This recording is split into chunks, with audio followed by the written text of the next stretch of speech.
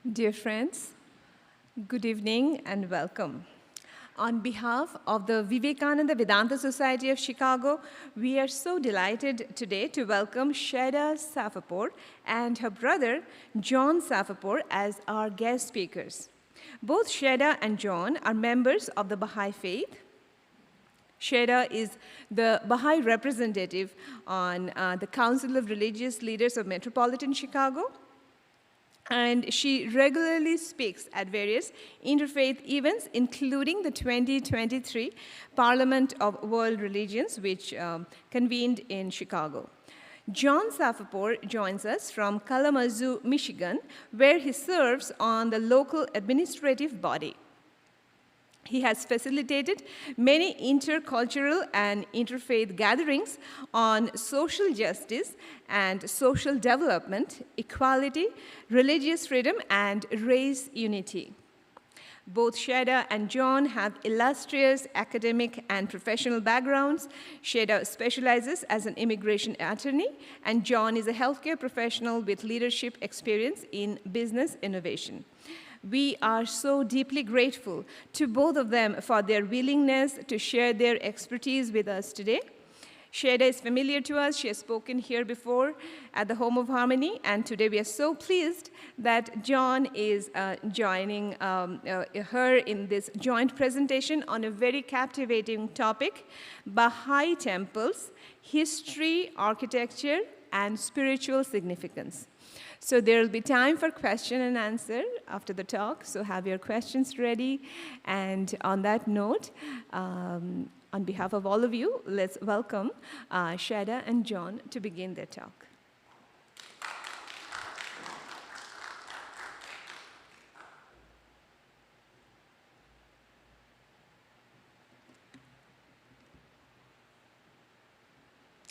Good afternoon, everyone. Welcome. Thank you all so much for being here with us today. I really deeply want to thank the Vivekananda Vedanta Society of Chicago for the pleasure of presenting this interfaith talk to a group of intellectually and spiritually curious people. It is such an honor to be here, and I'm back for a second time, as Shravani mentioned. I'm joined this time by my brother, John. We're just so delighted to be here. And please note, we are not really experts or scholars of the Baha'i faith or on the houses of worship. We are merely here to share with you our understanding, our interpretation of this faith, of these houses of worship, and to hopefully create opportunities for learning, for dialogue. At the conclusion of this presentation, we will have questions and answers, so please retain your thoughts, your inquiries, your impressions. Very much look forward to having an engaging Q&A after our presentation.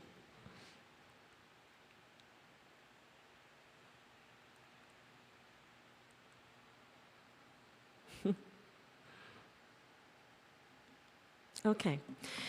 We'll begin by telling you a little bit about the Baha'is. In order to better understand and appreciate the houses of worship, we wanted to spend a few minutes describing to you who are the Baha'is, what is the Baha'i faith.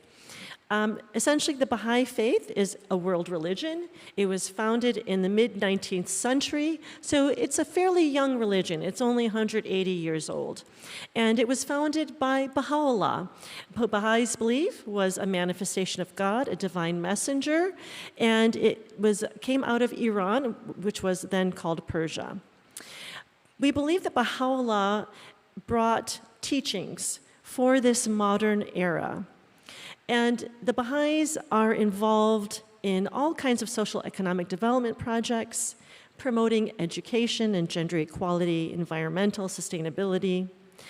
A couple of stats: there are roughly 6 million Baha'is in more than 200 countries and territories around the world. Again, being such a young religion, it really is interesting and captivating how well spread it is. You can go to virtually any village in the world and find a Baha'i. And part of this is because of the emphasis of the Baha'i faith on unity. The thrust of the Baha'i faith really is unity in diversity.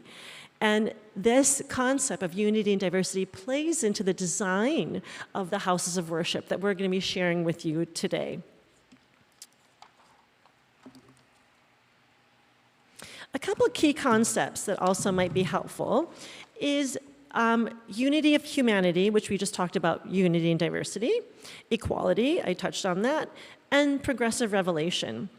So we'll often refer to the three onenesses, this oneness of humanity, oneness of religion, and oneness of God, that all the religions, all the people have come from the same one God, hence equality.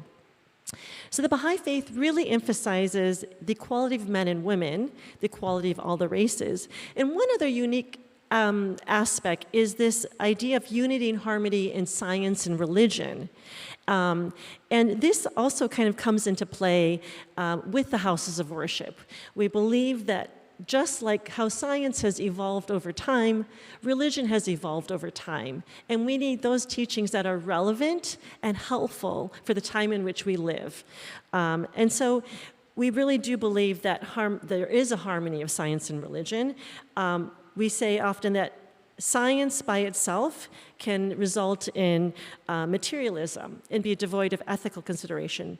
Whereas in religion, if there's no science, can devolve into superstition and fanaticism. So it's important to have both and to respect both. And this concept of progressive revelation is much about that.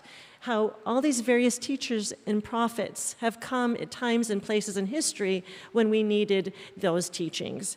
So a lot of how these houses of worship are architected and engineered reflects the time and place of those locations. Just like how we say how religion reflects the time and needs we're in. One other interesting thing that might be good for us is to point out this beautiful book that, by the way, is going to be donated to the library here at the Home of Harmony. It was incredibly helpful to me and John as we put together this presentation.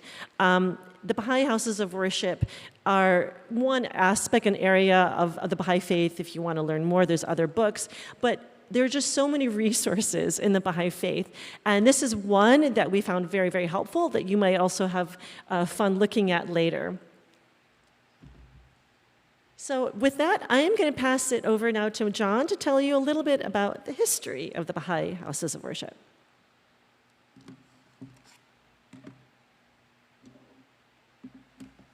Good afternoon, everyone.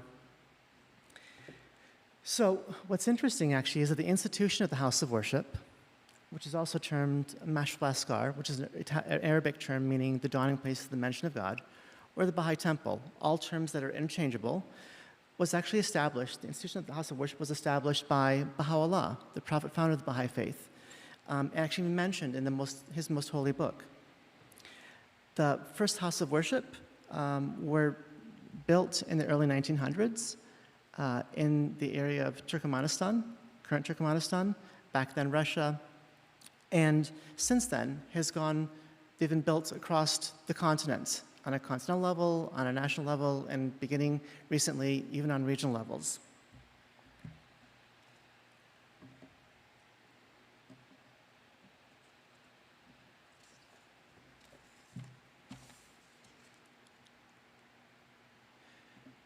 So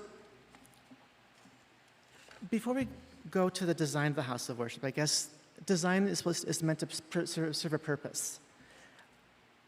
The purpose of the house of worship, in many ways, is meant to embody many of the principles that are near and dear to the Baha'is. So, as you can see, there's a picture of the house of worship in Chicago. It has 9 sides. Each side is equal to the other, symbolizing people from all paths are welcome and equal in the sight of God. There's a dome, a universal feature of reaching to the heavens, or hands clasped in prayer, pointing to the heavens. There is often a balance of organic and inorganic, linear and nonlinear lines. The harmony of science and religion, as Shayda said. It's that beautiful blend, that alchemy of all aspects of nature that we try to integrate. And speaking of nature, there's always gardens. Gardens in order for us to become grounded, to go into a reflective mode, for our prayers and meditations to be more effective. One of the principles of the Baha'i faith is that the earth is but one country and mankind its citizens. As we'll see throughout the presentation, this concept of unity and diversity, there's common elements across all the houses of worship, the unity, and there's also the diversity of incorporating materials and themes that are unique to the places in which they're erected.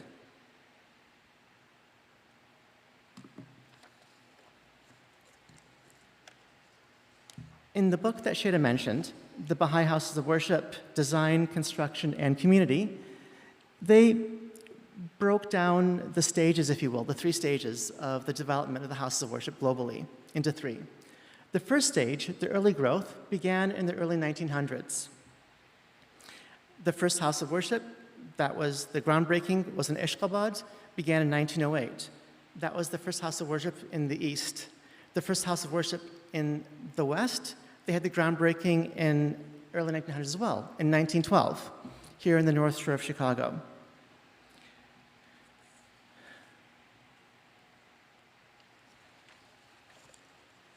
Now, the house of worship in Ashgabat, Turkmenistan, as we mentioned, the groundbreaking was in early 1900s, was completed less than 2 decades later. And what was actually interesting was that this house of worship was following the template, the conceptual framework that Baha'u'llah established for it.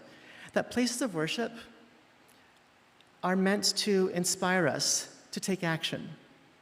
It's the way Baha'u'llah talks about they talk about the purpose of religion is to promote an ever-advancing civilization.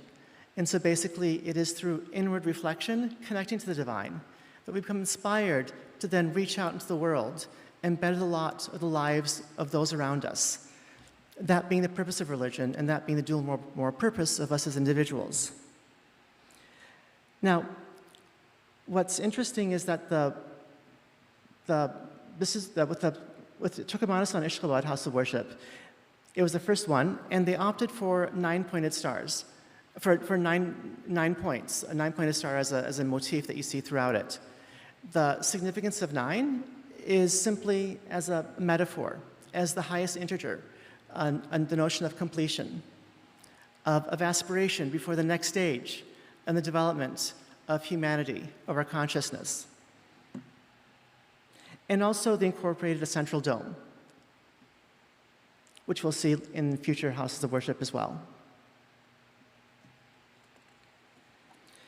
The house of worship in Chicago, Wilmette, had its construction begun in 1912, and it was completed in 1953, a span of almost 40 years. Now, why did it take so long? As you remember, through history, there was these little things called World War I, the Great Depression, and World War II that tended to delay construction projects. That on top of other elements that Shayda will actually touch upon later on in the presentation. This particular house of worship is renowned for its intricate and ornate exterior that includes carvings or moldings that incorporate various religious symbols, again reflecting the principle of the unity of all religions and a recognition that all are welcome to come there. The exterior is actually, I think, as I recall, was unique in that it was the first time they were able to blend quartz with concrete. And so when you approach the building, there's actually a sparkle to it. And so it was the first time they were actually able to have large cast moldings, as well as that mixture, to create architectural possibilities for the first time. A common theme, again, is that we try to leverage innate human capability, as well as the latest technologies, when possible, to elevate the architectural presence and reflection of the area in which these houses of worship were built. At the time it was built, the dome of the house of worship was the 3rd largest dome, I believe, in the world at the time. The dome rises to about 135 feet above the main floor, and inside so the exterior was designed prior to the interior. So whereas the exterior is like neoclassical, among other elements, inside was more of a modern take. As I understand, partly because of actually primarily because of limitations of funds. And so, though there's intentional architectural elements to these, sometimes it's more circumstantial than you may assume. This house of worship is also situated on the shores of Lake Michigan, as you well know. At the time that it was first picked out, as many of you may know actually, Wilmette back then was primarily marshland. So the North Shore was not the North Shore back then. The North Shore was the South Side. And so it was rather fortuitous, I think, that the group that was scouting for locations came upon the two lots they found in the North Shore, which later on flourished as we know it today.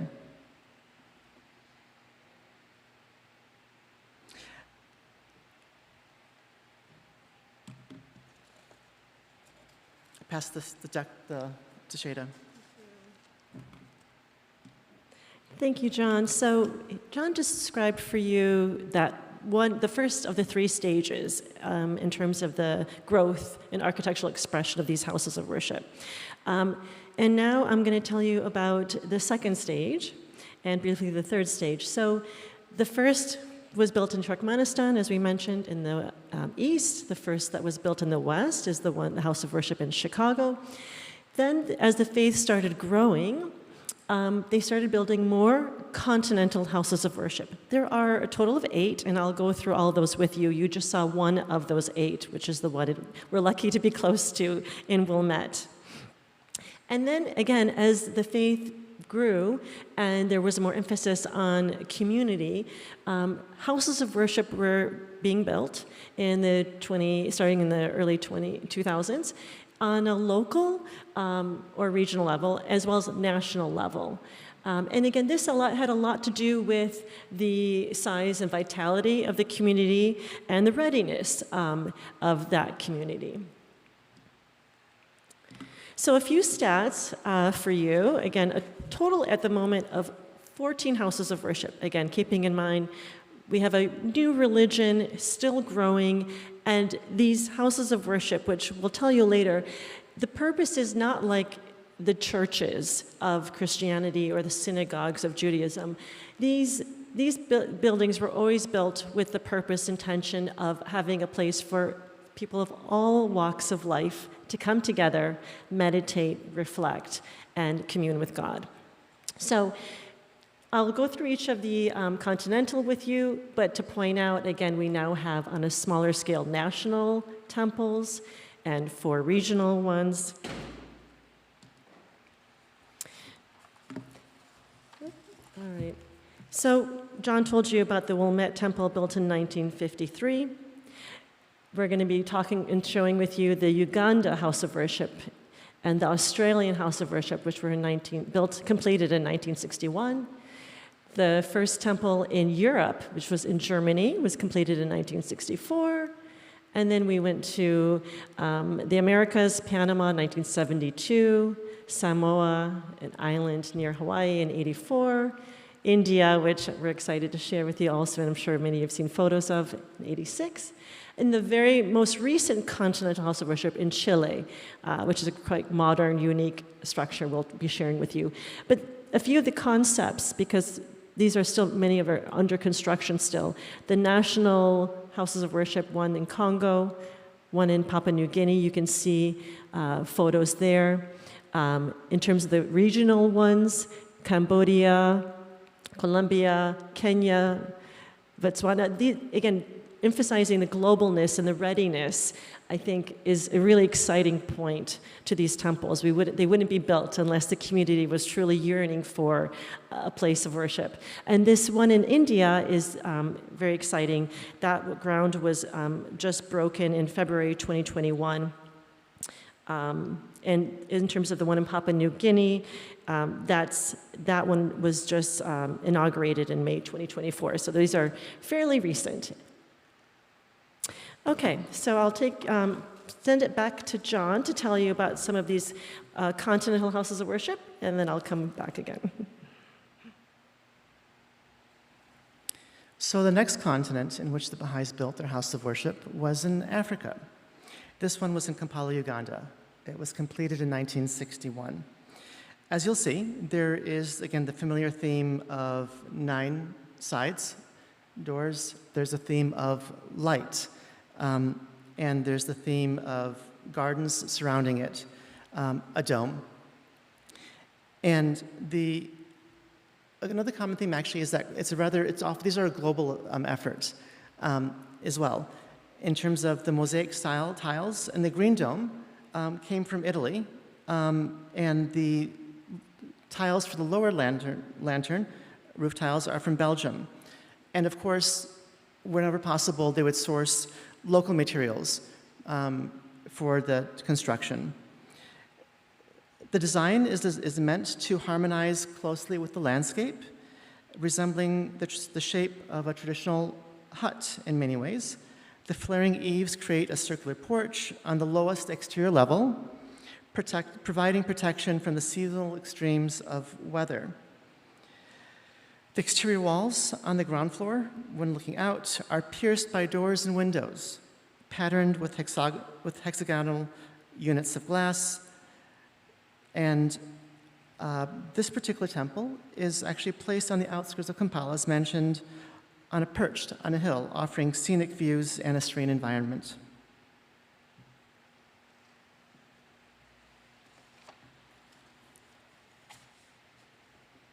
Also in 1961 was the House of Worship in the region of Sydney, Australia, was completed.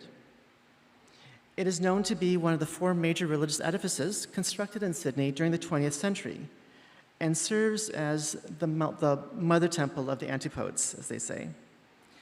The second level features windows of a Palladian style that illuminates the building's interior. Again, there's a lantern perched on top as well as a dome. The construction materials include crushed quartz, local hardwoods, concrete, and marble in the dome. It is also situated on a high point above the northern beaches of Sydney.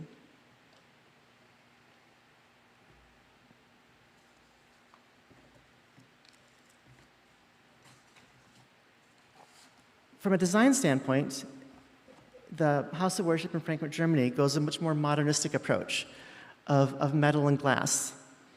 To me, it looks like a turbine. But again, there's the elements of the 9 sides with a unique approach towards it. There is the dome and illumination, each location having its own rendition of it, a variation of a theme, if you will. There's actually, the design incorporates extensive use of natural light, and there's a double ring of wraparound glass windows on the ground floor, as well as a 9-sided ring of 20 layers of windows in the roof. This is situated on a low hill outside the countryside of Frankfurt, Germany. American fabrics, as well as the temples of ancient indigenous civilizations. It has a striking white dome, a much simpler approach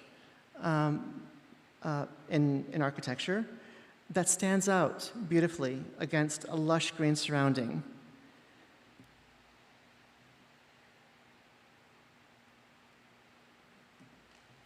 I'll pass the presentation on to Shayda. Okay, so we're continuing our global tour of the Baha'i Houses of Worship, and now we're in Samoa. As you may know, this is in the South Pacific Ocean between Hawaii and New Zealand.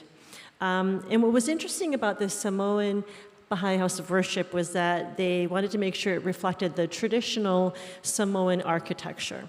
There's something called the Samoan fail, which is essentially a hut.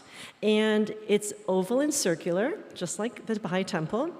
And it has a domed thatched roof held up by wooden poles and no permanent walls. This temple is surrounded by 20 acres of lush tropical gardens. It features dozens of native plants, flowers, and trees. A fun fact I learned was that in 1979, one of the 4 Samoan paramount chiefs, his name was Tanu Mufali, he laid the cornerstone for the Baha'i house of worship. And that's what symbolically became the start of the construction. He also became the first major head of state to be a follower of the Baha'i faith. And he was there for the dedication in 1984. And now the moment many of you have been waiting for. New Delhi, India. This temple was completed in 1986. The Baha'i temple in India is often referred to as the Lotus Temple. And that's because it resembles a lotus flower. You can see you can see petals laying on ponds of water. This structure is made of white marble, which came from Greece. And even though it's in the bustling city of New Delhi, it's set amidst a lot of lush gardens and pools, and it really creates a serene environment. There are 27 freestanding petals, so to speak, marble-clad petals, we'll call them, that are arranged in clusters to form 9 sides. This has been a huge attraction in India, millions of visitors a year, and has won numerous architectural awards. The most recent continental house of worship was completed in Chile, Santiago, Chile, in 1986. And you'll see, again, similarities, but also a modern, fresh take on the Baha'i houses of worship. This one uses translucent marble and glass, which helps allow for natural light to illuminate the interior. And the structure actually changes its appearance with light, which reflects the dynamic nature of that region. It's set in the foothills of the Andes Mountains, and that offers a breathtaking view of the serene environment. And again, we have a dome, much like all our other temples, that gives a sense of openness and connection to the sky. So we've walked you through these 8 Baha'i continental houses of worship. We've mentioned the regional ones, the local ones. What is the purpose of these houses of worship? There are really 3 main purposes: a spiritual purpose, a community and social purpose, as well as an architectural and symbolic purpose. And to be clear, again, this is meant as an offering for humanity, as a gift for humanity. The Baha'is themselves don't come here to gather, which is interesting and different. I mean, we can, everyone's welcome, but the Baha'is will gather locally in a center or even in people's homes, depending on the city and the size of the Baha'i population, for their own prayer service and consultation on administrative issues and for fellowship. So again, a distinction between the houses of worship and what were traditionally churches and synagogues. And it is, again, for prayer, meditation, remembrance of God. It's meant to be an upliftment for folks that visit. The community purpose also was interesting. These were built with the idea of being a center around which social, humanitarian, and educational institutions would be established. Once again, I'm emphasizing what John has mentioned to you a couple times is this dual purpose: worship of God and service to humanity. And I love this quote so much, that from the Baha'i writings. Abdul Baha was the son of Baha'u'llah, and he said, service to humanity is service to God. And once again, we see how these Baha'i houses of worship, the purpose isn't just to be a pretty, beautiful building to visit and take photographs of, but to bring the community together and to find opportunities to be of service to one another, because ultimately that service to humanity is a form of worship. It is worship to God.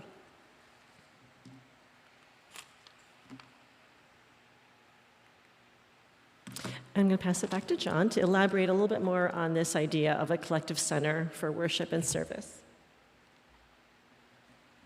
So touching on what Shayda had mentioned, this conceptual framework, the purpose of religion, the purpose of the house of worship, being intertwined. in that there's this wonderful quote from the faith. They talk about the definition of faith in this day and age is conscious knowledge and the performance of goodly deeds. So, as we become aware, as we connect with the divine, the purpose is to find inspiration, agency, and venue for action to transform ourselves spiritually as well as physically. Again, that balance, that harmony of all of our aspects. So the house of worship, similarly, is meant to be a place where individuals, communities come together to draw inspiration.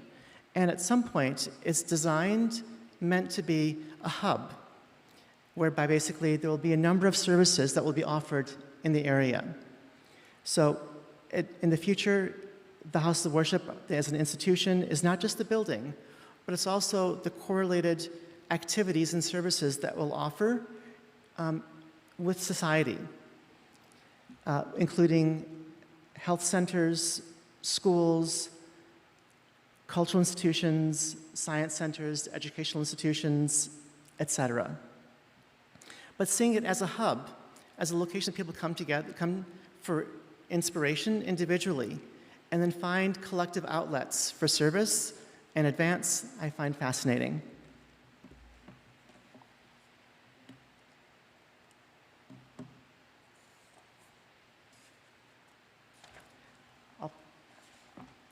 So one thing which is interesting about the houses of worship, and we thought was worth mentioning, and going back to my comment about why it took so long to build the house of worship in Wilmette, Illinois, was, yes, there was the Great Depression, World War I, World War II. The houses of worship were funded by the Baha'is and the Baha'is only. And it's actually by design that way. The house of worship is meant to be a place as a gift for our friends, our colleagues across the globe, to come and find a common point of unity. The common point of unity meaning us supplicating to the divine or having a breath of fresh air, finding a sense of serenity and safety and purpose. And so the Baha'is funded the house of worship on their own dime, if you will. No external funds were accepted, nor will be accepted in the future. As such, it's kind of like inviting someone into a home. If you invite someone for tea, you would never allow them to pay for the cup of tea or for the dinner. It's an act of love, an act of camaraderie that you offer them. And again, the idea is that this shows community stewardship and reflects the community's dedication and voluntary stewardship, emphasizing the collective effort and unity of the Baha'is on a local as well as global level. So Baha'is across the globe can contribute towards it, but it's only the Baha'is.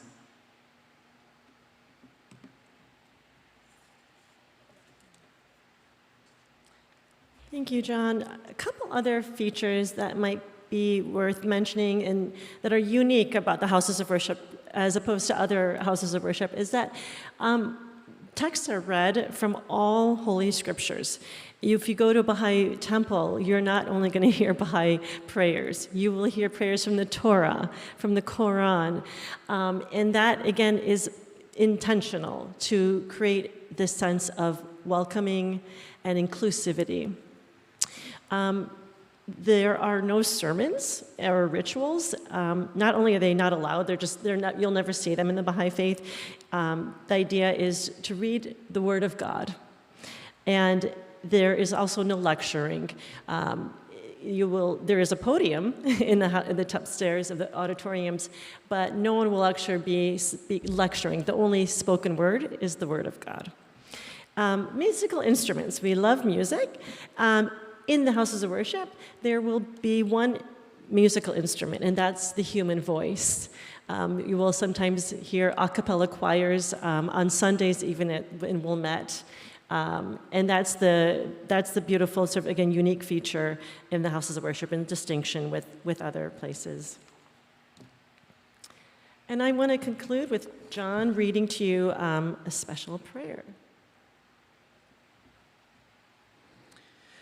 So, as Ms. Shayda mentioned, we'll conclude with this short yet profound prayer revealed by Baha'u'llah. It emphasizes the sanctity of any place where the divine is sought and service is inspired. Blessed is the spot, and the house, and the place, and the city, and the heart, and the mountain, and the refuge, and the cave, and the valley, and the land, and the sea, and the island, and the meadow, where mention of God hath been made, and his praise glorified. We hope that, should you have a chance to visit the house of worship, you will find that a spot where you can connect with your inner divine and perhaps be inspired to lead your life in wondrous, fruitful ways. And we also want to comment that this House of Harmony is indeed one of those blessed spots. Thank you so much for inviting us.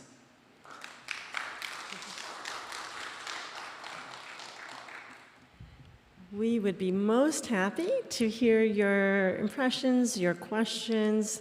If you need a minute, that's fine. But again, I always see this as an opportunity for all of us to learn. Yes, back here. Yeah, just wait for the mic, please. Oh, okay. Shivani's coming with a microphone. Thank you so much for coming. This was a real big treat for me and my life's journey, on my spiritual journey.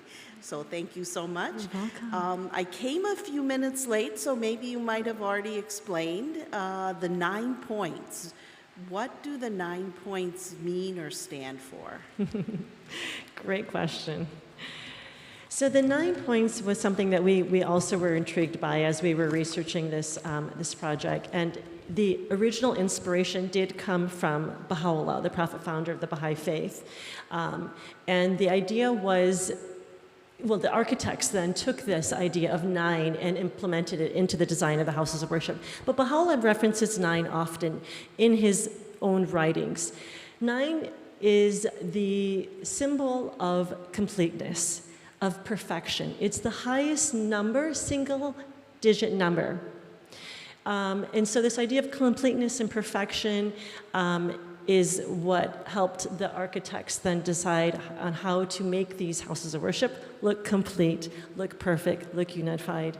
What else can I share with you? John, did you have anything else you want to add to that? So I think it's primarily a metaphor, right? Not to be overly looked into.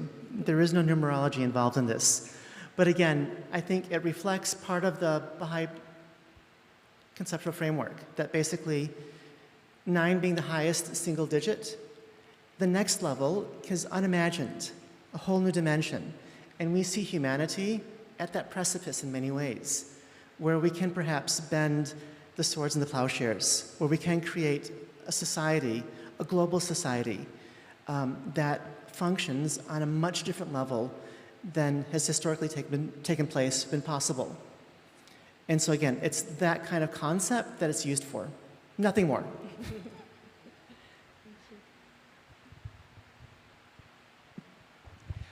Who were the architects of the New Delhi and Wilmette temples? Were they Baha'is, and how were they chosen? Great question. So the one in New Delhi specifically, Safa. yeah, Mr. Safa, and he constructed also several of the other temples. What? No, the terraces in Haifa. The terraces in Haifa, Israel. Thank you, John. There was a French-Canadian architect, Louis Bourgeois, who designed the one in Wilmette. There's a Canadian architect, Siamak Hariri, who did the one in Chile. Often what happens is designs are submitted for, It's a competition. it's a competition. I didn't want to say there's a bid or a call for designs, and they are submitted typically to the highest administrative body in the Baha'i faith, which is called the Universal House of Justice. It's made up of 9 members, and they will decide on which architect to use. I honestly don't know whether Louis Bourgeois was a Baha'i or not. I remember reading about him, though, where he actually had this dream that kind of became completely consuming of his life, where basically he had this vision of this building that was that he would be part of building. And so he dedicated his life to there. If you go to the house of worship, across the street, there is a house with some stained glass. That actually was the studio in which Louis Bourgeois would stand. They have like a tall, like a 2-level, and he basically didn't have CAD systems back then, right? And so everything was done by hand, by freehand. So all the designs, he would draw by hand, and then he would drop the scroll of paper down to basically approximate each of the pillars. So if you ever go by there, just soak the history. Keep in mind that basically he would wake up and view the construction site across the street from there. And certainly, it certainly is not a criteria to be a Baha'i to submit the bid, so it's a good question. Thank you. I was just wondering how the locations are selected for the houses of worship, and specifically, why was Wilmette chosen on the North Shore of Chicago? That's a great question. So, as we mentioned, the groundbreaking was in 1912. The designs, I believe, were first being developed in the early 1900s. At the time, the Baha'i community globally was rather small, and they're looking for locations in North America. As I recall, I think the primary runners were, in their pockets basically where there's Baha'i communities that could oversee and support. I think the primary contenders, as I recall, was New York, Chicago, and probably somewhere on the West Coast, San Francisco or something like that. And so that was it was by virtue of where the Baha'i communities existed. One of the first mentions of the Baha'i faith, which I think was actually when your organization was actually first mentioned, was the Chicago World's Fair in 1893. And so the Baha'i faith had been mentioned in Chicago for the first time in North America then. I think it's rather thematic or appropriate that the first house of worship in many ways be there.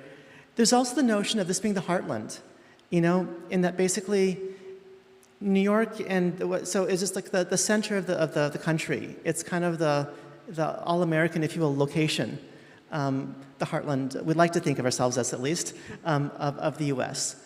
And so it was a number of factors that lent it to there. And again, the choice of Wilmette was they were looking for a location that in the future would prosper, and sure enough, their visions were fulfilled, their dreams. Thank you so much. This has been so interesting on so many levels. When Denise and I first came to Chicago in 1975, we were very poor students, and we lived in Wilmette in the 3rd floor of an old house that had no air conditioning, and we were there for the summer. Your house of worship was our refuge and sanctuary. We just had no room in our little apartment, but it was so wonderful to walk just a few blocks and to have the Baha'i house of worship there.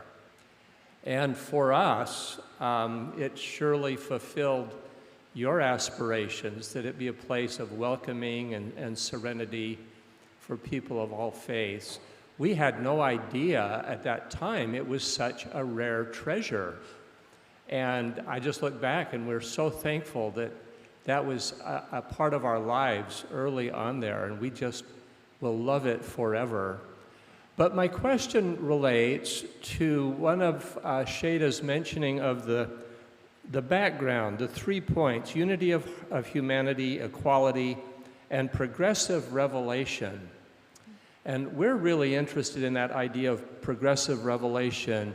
We're members of the Church of Jesus Christ of Latter-day Saints, which is also a very new faith, founded in 1820. And it's founded on the principle that God continues to speak to prophets.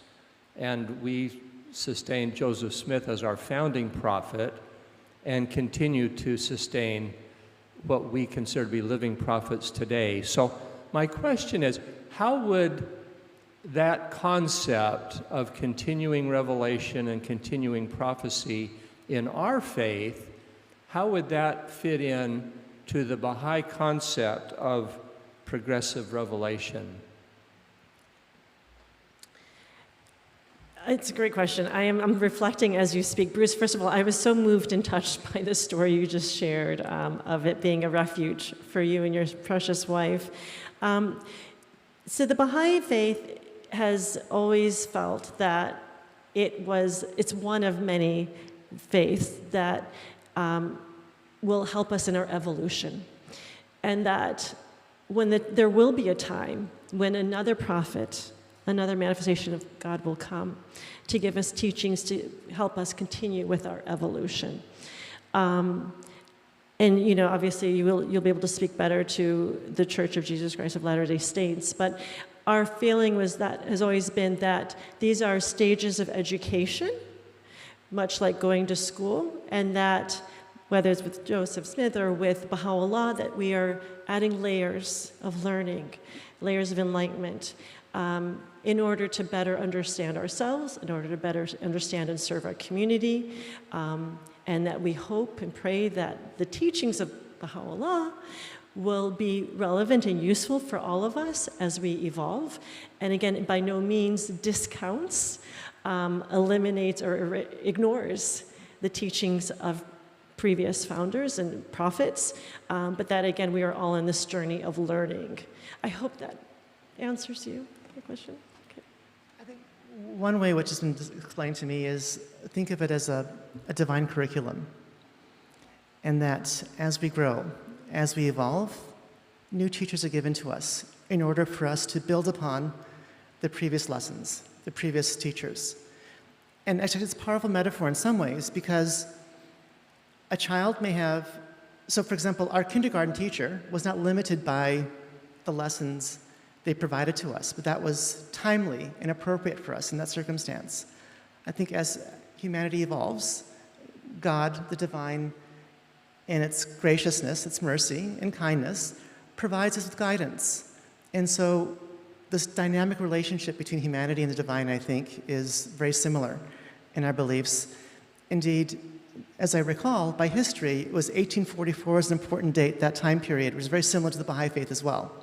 And there was a global, some people call it the Great Disappointment, I think was what one of the terms was, but there was a great anticipation for new opportunities, for new guidance, for a better world. And so we share in that vision, that hope. Now, actually, it's interesting. You mentioned how the house of worship impacted your family. My parents moved to the States in 1963. And they moved to the West Coast because they had family out there. And I think my father got a job at the Soldier Sailors Home, the old VA in Quincy, Illinois, after he did residency. And so they came to Chicago, and they fell in love with the North Shore because of the house of worship. I remember going there, and they're like,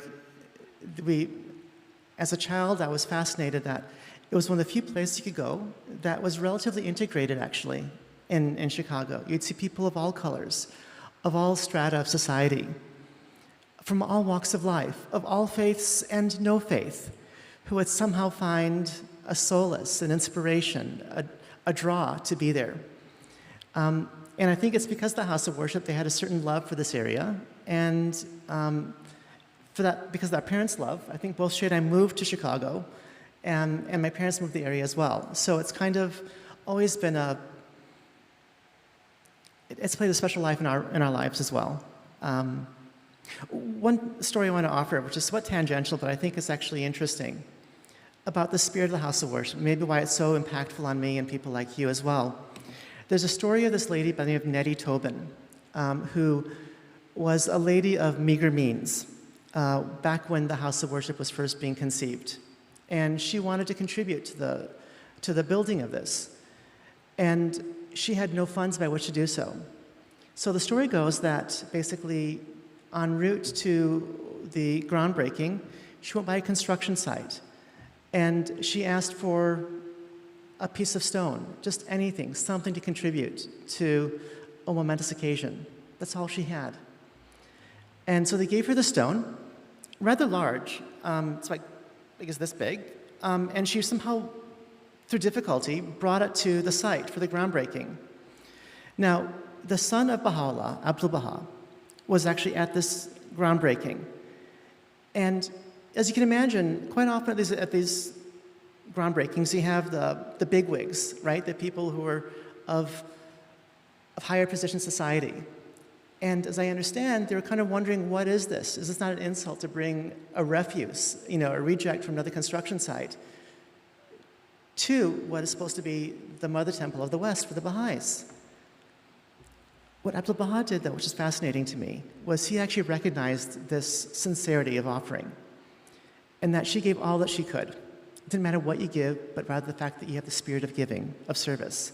That stone became the cornerstone, and he established that cornerstone as being the foundation upon which the building would be built.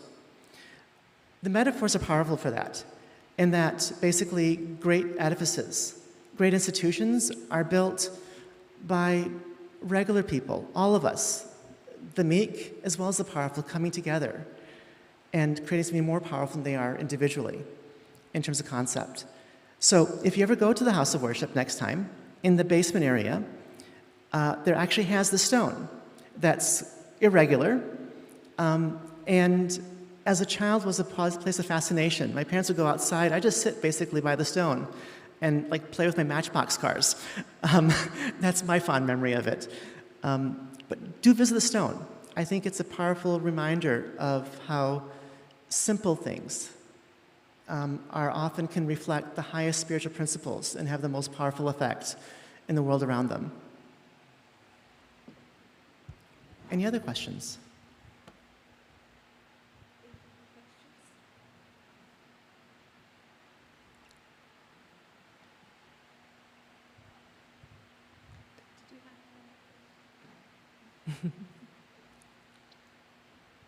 Well, if you do, ask. And if you don't want to ask us later on, we'll be around, and we'd love to chat with you. Again, we're not experts. We're simply a brother and sister who were kindly asked to give a presentation on a topic that is dear to our hearts and hopefully is of inspiration to you. Thank you much again. Thank you. Thank you. We are so very... Thank you so much, Shayda and John, for this wonderful, educational and very engaging talk. We learned so much, and also thank you for bringing that spirit, of love, unity, universalism to this hall today. And you so rightly said that, just like Baha'i house of worship is a place where everyone is welcome. Similarly, this Home of Harmony, which is a branch of a bigger institution, which is the Ramakrishna Mutt and Mission, is also dedicated for that service to humanity. And the quote that you said about Baha'u'llah, that service to humanity is service to God, interestingly, Swami Vivekananda, who spoke at the Parliament of Religion and who is the inspiration behind this Home of Harmony, also said the same thing. Service to God, service to man is service to God. And I think by this discussion, by your talk today, you did a great service, and everyone who participated also are part of this service to humanity. And on that note, may I request our long-time devotee, Dr. Ashish Sen, to come and honor you just with a token of appreciation on behalf of the Vivekananda Vedanta Society of Chicago and Swami Shatmananda.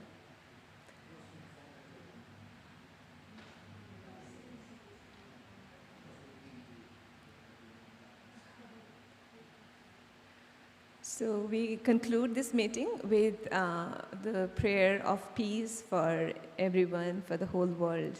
Thank you all. Thank you. Thank you all.